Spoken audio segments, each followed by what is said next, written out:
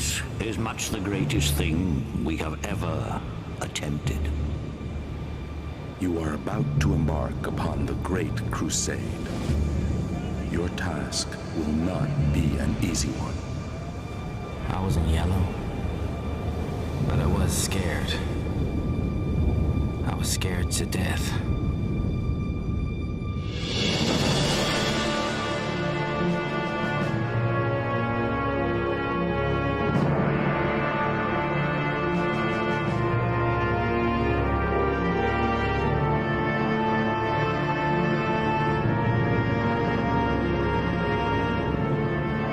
2 years after the ordeal of Dunkirk, Britain struggles on.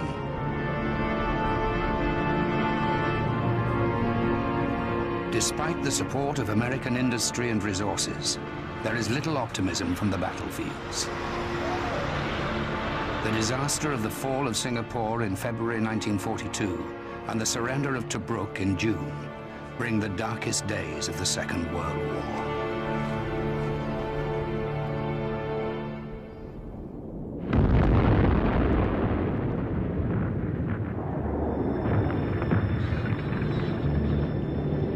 But in southern Russia, Hitler's armies are being bled dry in a vicious fight against the Soviet Union. As 1942 wears on, the German advance in the east slows. The diary of an infantry officer. It's terrible here. Russians resisting hard. They're getting reinforcements all the time. One of our companies wouldn't fight. Very shameful. Every single one of us is tense. By February 1943, the once invincible German army will be defeated at the Great Battle of Stalingrad. Allied confidence grows. Then, at long last, a victory for Britain and America in North Africa.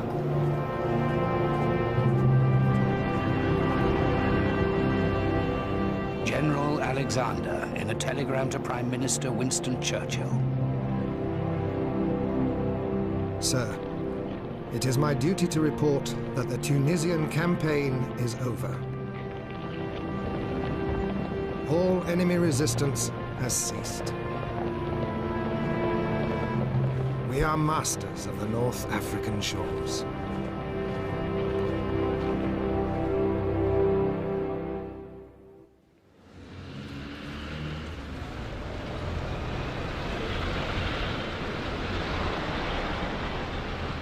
At home, a new mood of confidence galvanizes the nation.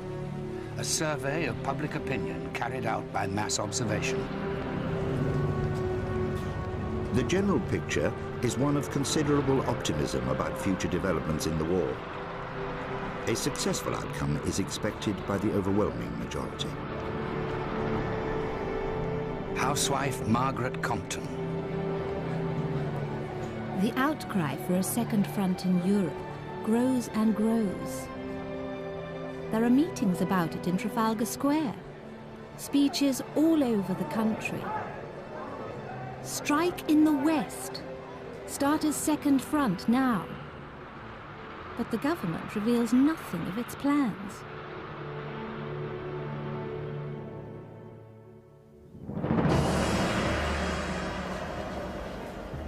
But secret planning for a major assault on Western Europe has begun in earnest.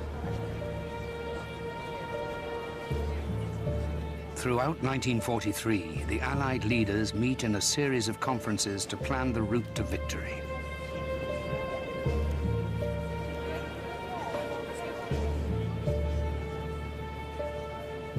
Churchill and US President Franklin Roosevelt confirm the Germany First policy, convinced that Japan will capitulate after Germany is defeated. General Alan Brooke accompanies Churchill to the Casablanca Conference. The back of the work here is broken. and thank God for it. It has been one of the most difficult tasks I've had to do. Although our discussions have become somewhat heated at times, our relations have never been strained. I hope we shall leave here with a more united outlook to the war. During the conference, the British persuade a reluctant United States to begin the assault on Europe in Sicily, before an attack on occupied France.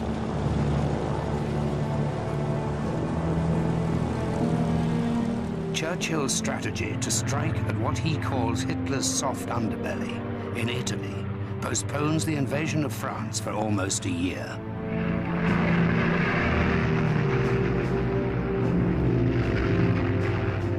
But it buys vital time for the build-up of resources and manpower. In July 1943, British and American troops successfully land in Sicily. Hitler's ally, the Italian dictator Benito Mussolini, is overthrown. Italy soon surrenders.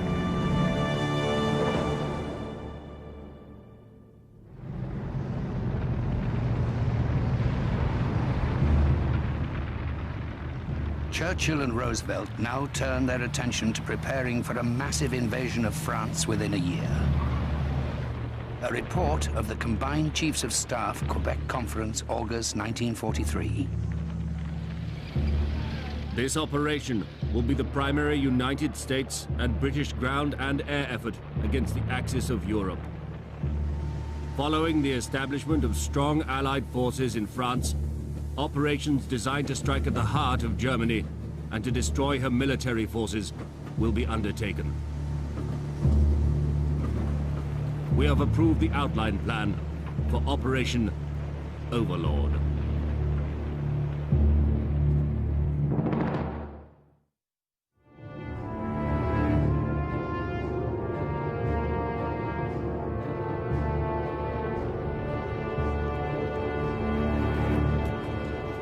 As the plans for the Allied invasion of Europe are being laid, the United States Army Air Force and the Royal Air Force carry out massive day and night bombing raids over Germany. A directive issued by the Combined Chiefs of Staff. Your primary objective will be the progressive destruction and dislocation of the German military, industrial and economic system, and the undermining of the morale of the German people to a point where their capacity for armed resistance is fatally weakened.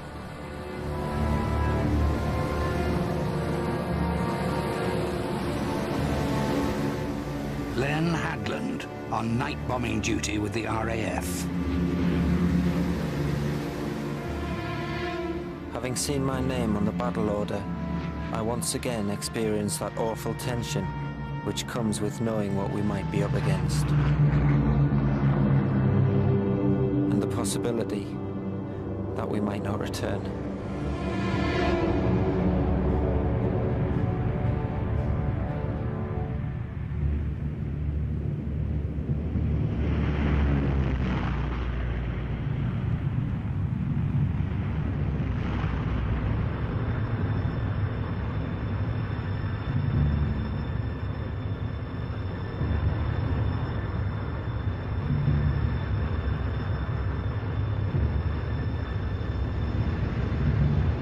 The Allied aerial bombing campaign is relentless and brutal.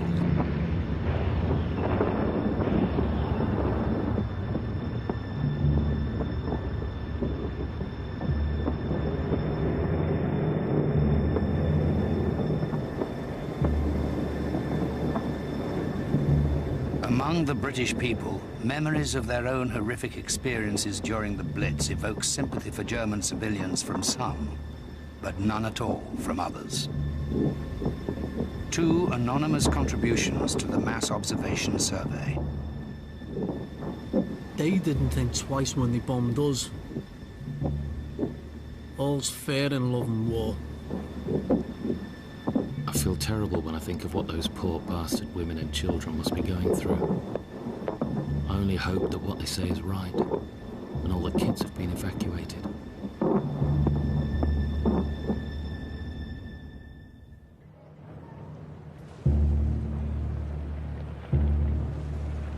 November 1943.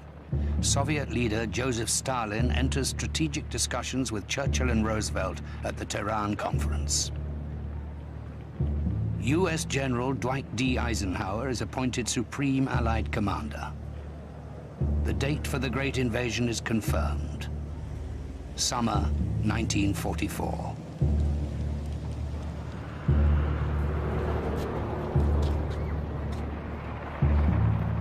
Britain becomes a vast military camp in preparation for Operation Overlord.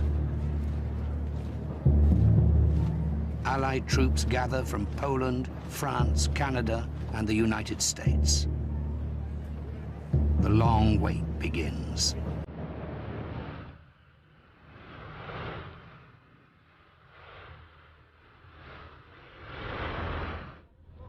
U.S. war correspondent Ernie Pyle. Some people say the British have been at war so long they've forgotten about peacetime life and are resigned to the war dragging on and on. But I don't sense any such resignation. There are all kinds of wisecracks about the way Americans have flooded the island and nearly crowded the British off. U.S. Army Air Force General Louis Brereton.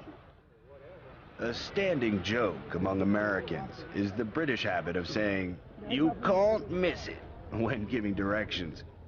I don't know why it is, but the British simply can't give understandable directions. The presence of a huge contingent of foreign troops doesn't meet with everyone's approval. Tom Stewart. This place is full of Canadians and Americans, and the things I've witnessed have to be seen to be believed. It is a literal fact that all the girls here only think about courting, beer, and movies.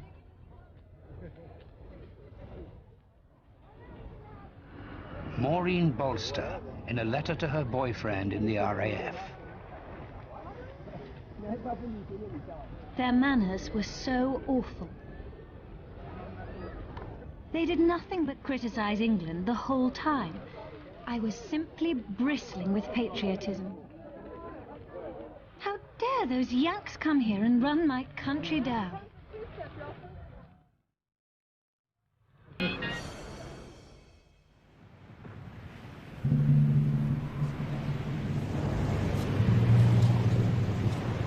For visiting servicemen, accusations of rudeness and fraternization are the least of their worries. Rehearsals and training for an amphibious and airborne assault are endless. Fears about the real thing grow as the weeks pass. Donald Burgett of the U.S. Airborne Forces. An instructor in A stage told us that we weren't volunteering for any picnic, that most of us would die in combat. In fact, he said, if any man lives through 3 missions, the government has said it will fly that man home and discharge him. Now you know as well as I do that Uncle Sam ain't gonna discharge anyone during wartime. So now you know what your chances are of living through this war? You haven't got a chance.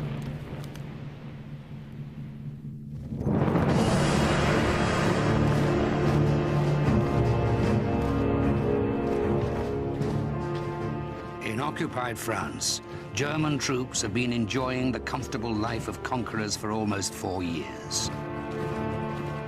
But for the French, the situation is unbearable. These hands in grey and black are everywhere. How sickening those colors. There is no escape from the Germans. They jostle and elbow you, these victors. Murderers of relatives, friends and brothers.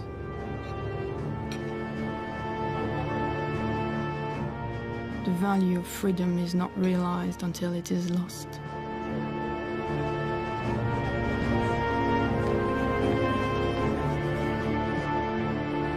By the beginning of 1944, following yet more losses on the Eastern Front, Hitler knows that soon he will also have to face an Allied invasion in the West.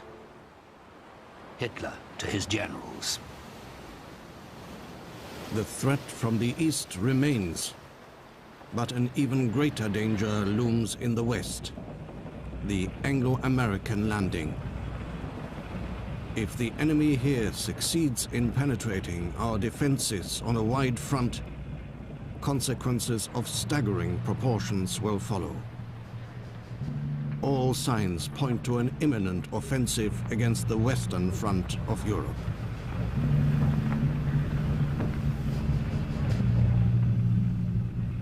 Hitler orders Field Marshal Erwin Rommel to take responsibility for the Atlantic defenses. Senior German officers begin a detailed inspection. Rommel writes to his wife. I'm going to throw myself into this new job with everything I've got. And I'm going to see it is a success. Our chance will be on the beaches. That's where the enemy is always the weakest. General Sir Bernard Montgomery is appointed commander of Allied ground forces for the invasion. He has first-hand experience of Rommel's tactical ability from the North African campaign. Rommel is in command from Holland to the Loire. It is now clear that his intention is to defeat us on the beaches. He has made a world of difference since he took over. We must blast our way on shore and get a good footing before he brings up his reserves.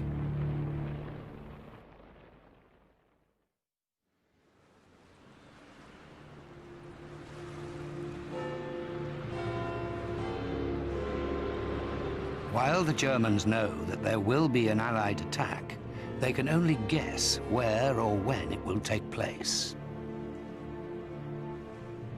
Churchill warns the British that secrecy must be maintained at all costs. We shall require from our own people here, from Parliament, from the press, from all classes, the same cool, strong nerves, the same toughness of fiber which stood us in good stead in those days when we were all alone under the German Blitz. And here I must warn you that in order to deceive and baffle the enemy, as well as to exercise the forces, there will be many false alarms, many feints, and many dress rehearsals.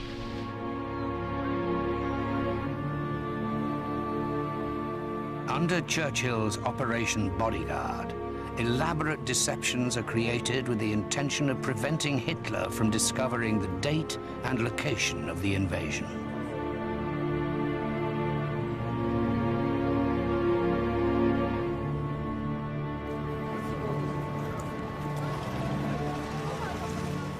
The French resistance helped to create false intelligence to keep Germany off the scent. Secrets are deliberately leaked, which suggest that the invasion will take place in the Pas-de-Calais or even Norway. The BBC French service becomes a vital means of communication across the Channel. In due course, instructions of great importance will be given to you through this channel. But it will not always be possible to give these instructions at a previously announced time. Therefore, you must get into the habit of listening at all hours. Louis Lenné, a member of the Maquis, the French resistance, June 1944. We had an old radio that kept us up to date with the situation. We heard the famous line from Paul Verlaine's poem, The Long Sobs of the Violins in Autumn, telling us of a large-scale attack within days.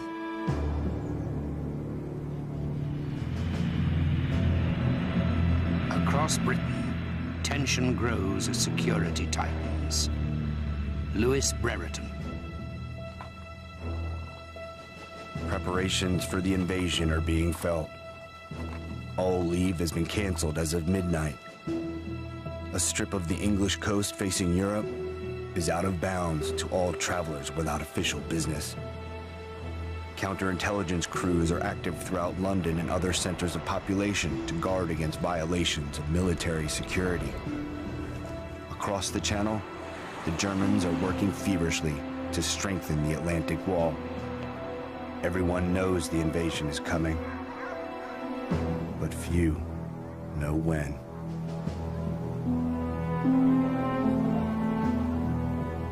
The Allies brace themselves for the biggest test of the war. Churchill in a telegram to Roosevelt. If we make serious mistakes in the campaign of 1944, we might give Hitler the chance of a startling comeback. This shows the need for the greatest care and foresight. My dear friend, this is much the greatest thing we have ever attempted.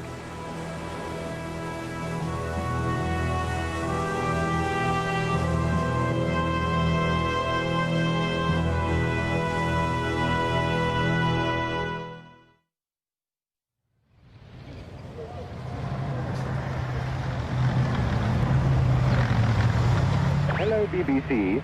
This is Godfrey Talbot reporting from Rome. Allied troops have occupied Rome, which was the fascist capital. And are these people here delighted?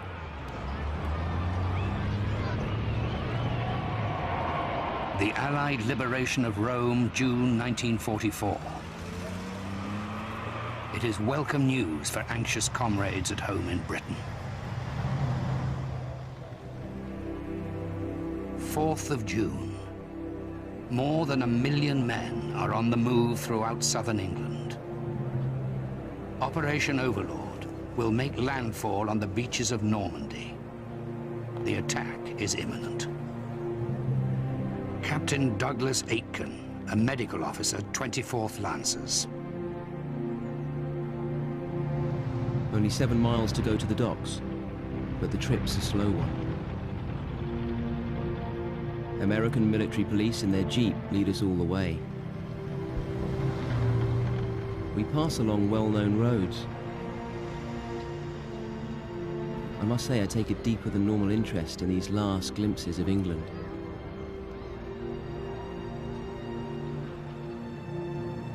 I occasionally find myself thinking foolish thoughts about not coming back, or being away for a hell of a long time.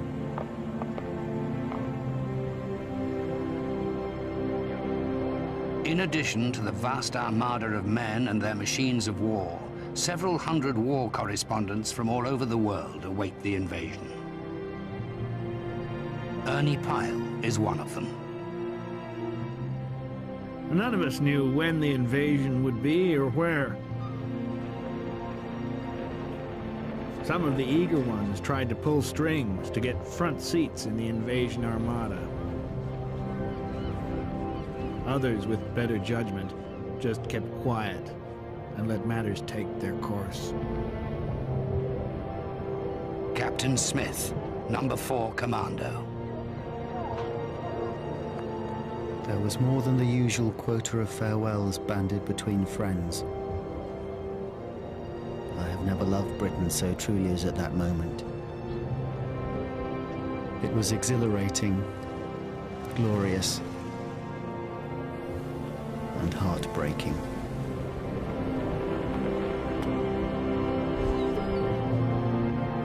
Captain Alistair Bannerman.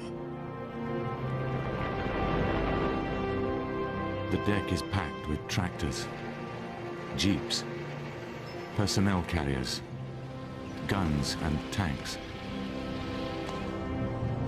I haven't much time left. I know I'm no hero. I pray for the courage.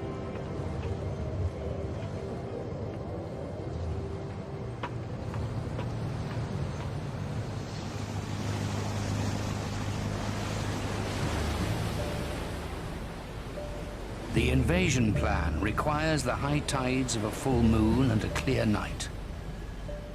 but the weather deteriorates.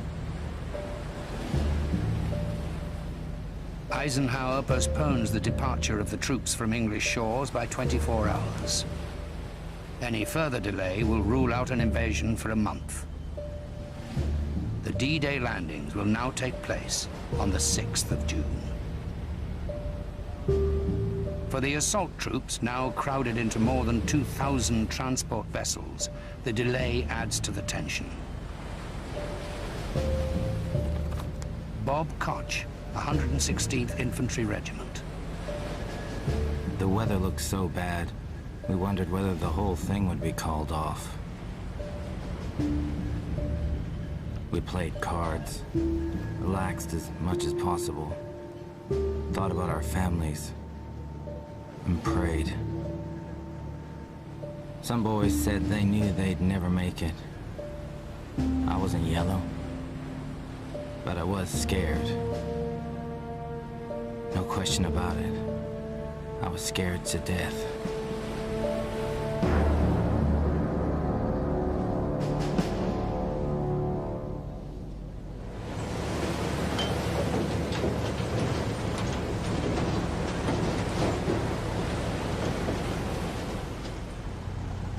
Of June, D-Day -1. Following the long delay in harbor, the cross-channel journey begins. The Normandy beaches are almost 100 miles from the south coast of England. Lieutenant Sidney Beck. The great decision was taken. The Armada set sail despite most unfavorable weather reports. As they steamed by, Captain Perry and Captain Hall flashed signals by lamp. Good luck. As we passed the Needles and felt the first Atlantic swells, we knew there was no turning back.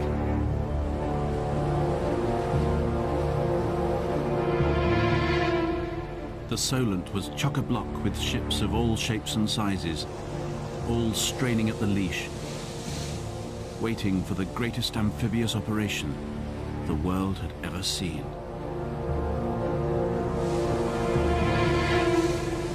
Able seaman Bill Cutler is aboard HMS Largs.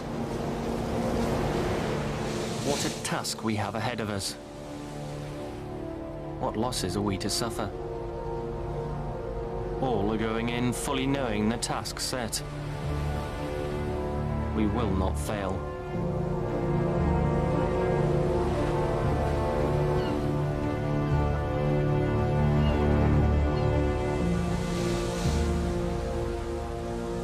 The fleet reaches its assembly point in mid-channel. The rough seas have convinced Hitler that an attack is unlikely. False intelligence has suggested that the invasion will take place anywhere but on the coast of Normandy and on any day except the 6th of June. Erwin Rommel has left for Germany to celebrate his wife's birthday.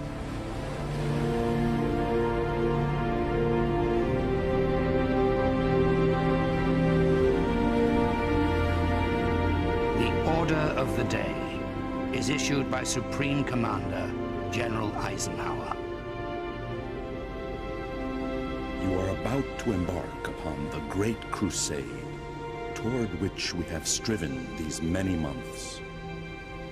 The eyes of the world are upon you. The hope and prayers of liberty-loving people everywhere march with you. Your task will not be an easy one. But this is the year, 1944. The tide has turned. The free men of the world are marching together to victory. Good luck.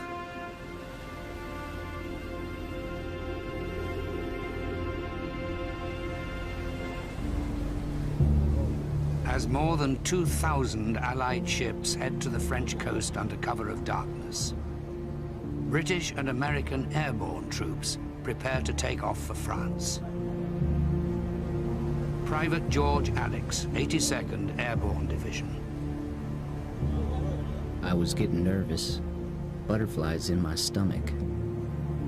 We were told that the entire coast of France was mined. Fields were flooded to keep our gliders from landing. We didn't know what to expect, so we expected the worst.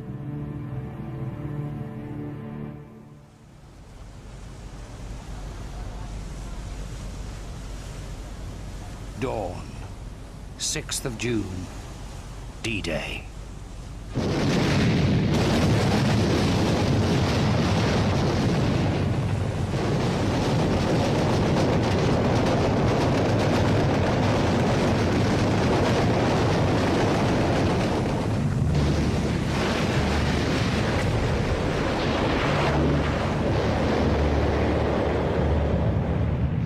Massive Allied air power is unleashed on northern France.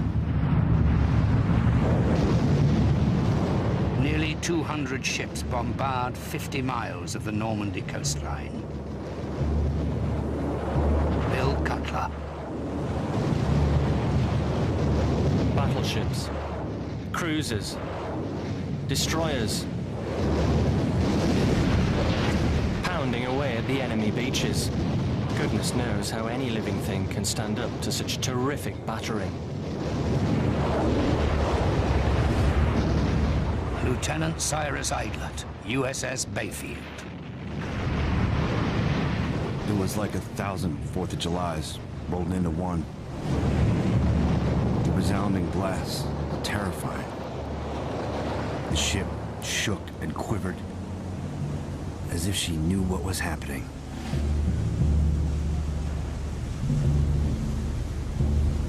U.S. forces are to attack the beaches codenamed Utah and Omaha. Corporal Gil Murdoch on his way to Omaha. The transporters cut engines. We clambered over the railings into the landing craft. Some guys were seasick. Some were arguing over little things that didn't count.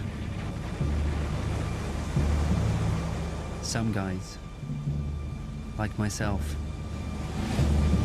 were just standing there, thinking, shivering. Sergeant Levers of the Canadian Scottish Regiment approaches Juno Beach. The machine gun bullets are starting to whine. The boys are keeping their heads down. Here we go. The ramp is down.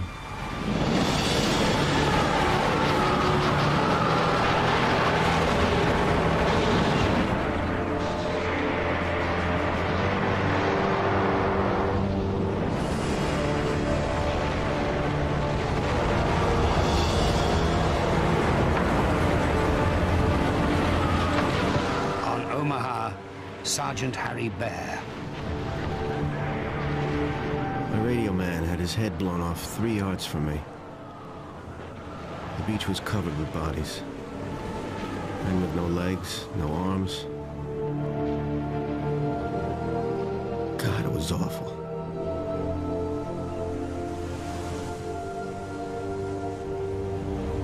Lieutenant Alex Sudborough, number 45 Commando, Royal Marines, Sword Beach. I couldn't help noticing the sweet, sickly smell and the number of battle-dressed bodies surrounded by a pinkish tinge, gently floating on the tide line. Captain Jim Roberts, Omaha. There were bodies everywhere. As I went by, I heard people screaming for morphine. There wasn't a thing I could do.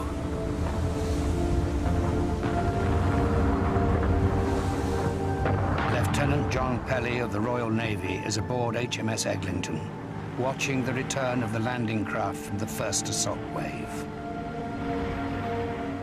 I'll never forget the chaos. A mixture of blood and fuel, with legs and heads sticking out. They came alongside. We hauled the wounded out and place them on the deck in their awful suffering, doing what little we could.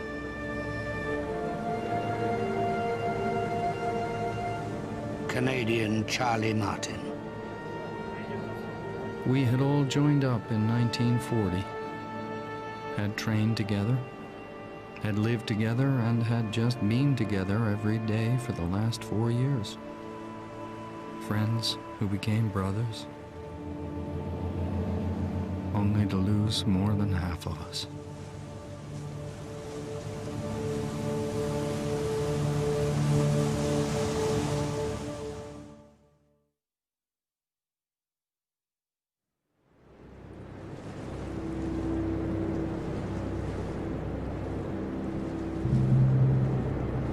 BBC Home Service. D-Day has come. Under the command of General Eisenhower, Allied naval forces, supported by strong air forces, began landing Allied armies this morning on the northern coast of France. By the end of D-Day, more than 180,000 Allied troops have secured a narrow beachhead in Normandy.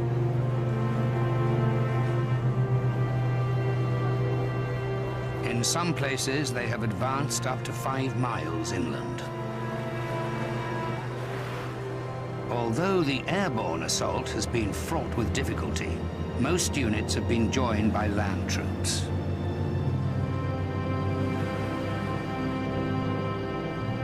More than 2,500 Allied men, mostly Americans, have lost their lives. Many more German defenders are dead. Thousands of French civilians have died in bombing raids. But the Allies' veil of secrecy around the invasion had so effectively convinced Hitler and his high command that the attack would come in the Pas-de-Calais, the Germans have limited resources for a counterattack.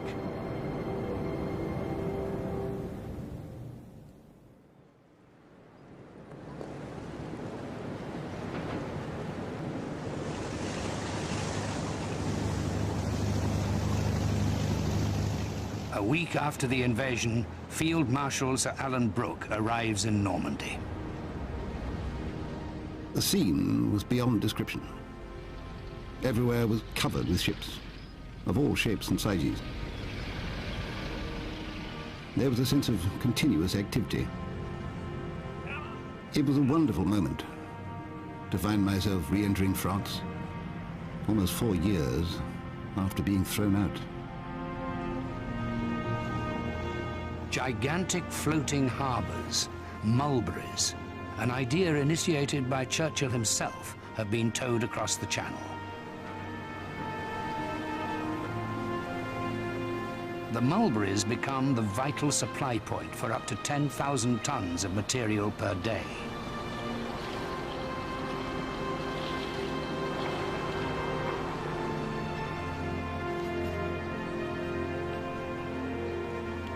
Inland, Allied troops are adapting to their role as liberators.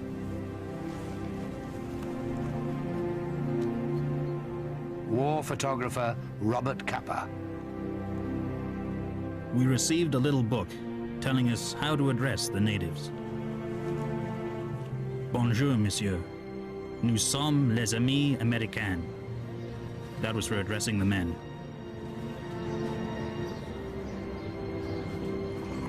Bonjour, mademoiselle. Voulez-vous faire une promenade avec moi? That was for the girls. The first one meant, Mister, don't shoot me. And the other could mean anything.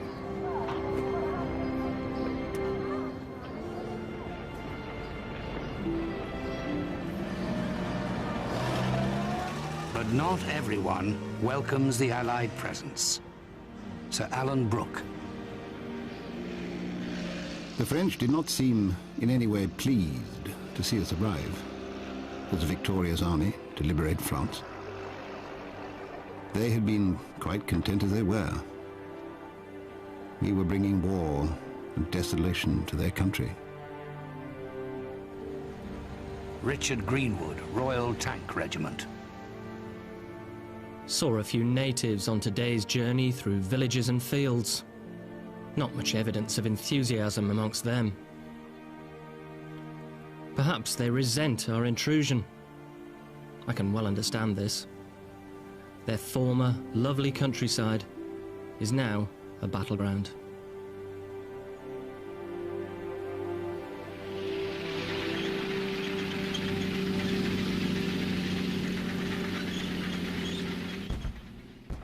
Over the coming weeks, the land battle intensifies.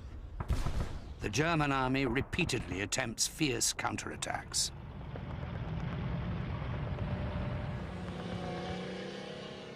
The Normandy countryside, with its patchwork of small fields and tall hedgerows, proves to be a difficult battleground.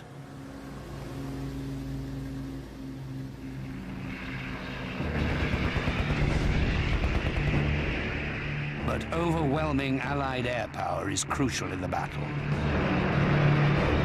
Field Marshal von Kluge replaces Rommel in July.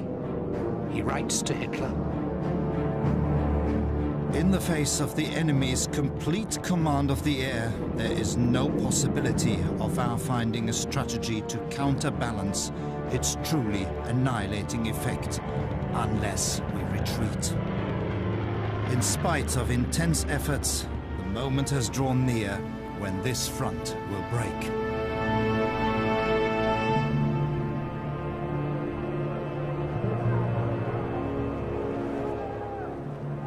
German confidence is ebbing.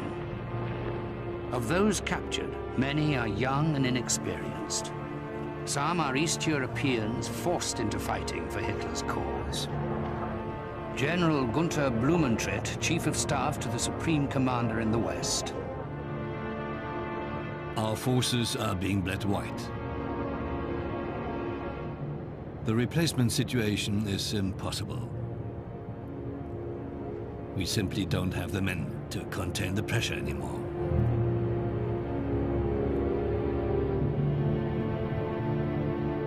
By late July, the Allies achieve a breakthrough.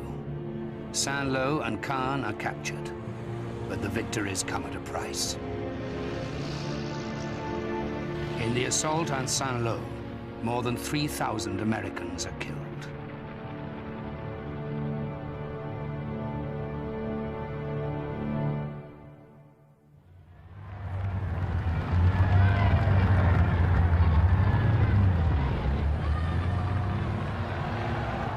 On August the 26th, Allied troops celebrate the liberation of Paris.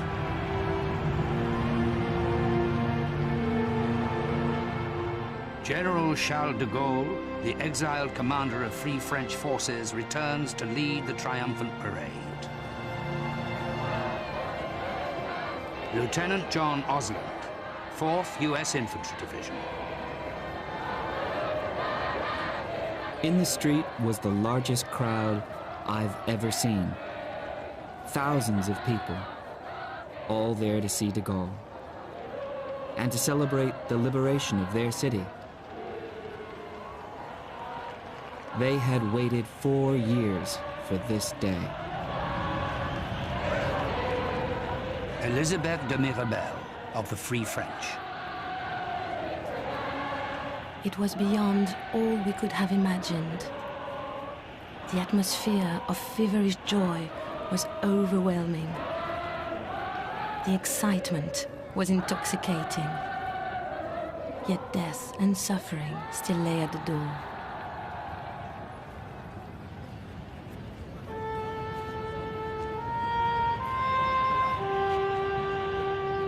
The battle for Normandy has been a long and bitter fight.